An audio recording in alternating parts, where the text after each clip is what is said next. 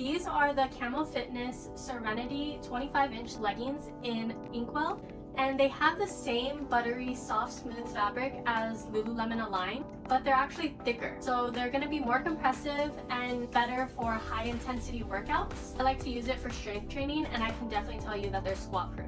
The main reason why I bought these, there's no front seam. As you can see, I'm wearing Lululemon right now, and these have a front seam, so you can definitely see my camel toe, but these don't have a front seam. Well, there are a lot of leggings on the market without a front seam, but I just don't like them because they tend to be seamless all around, which sounds good, but without the back seam, it actually squishes in my butt. It's too compressive, there's no definition there, but Camel Fitness kept the back seam, so there's still definition there. They also added a V-cut here that accentuates the butt even more. There's also no logo, which I love because it's very minimal. I did see Camel Fitness have other items that do have a logo on it, but it's pretty much the same color as whatever item you're choosing. It's still minimal and you don't really notice it at all. This is the packaging it came in, so it's a super nice reusable bag. I like to use these for packing, but it says Camo Fitness. There's a little sticker that says good vibes.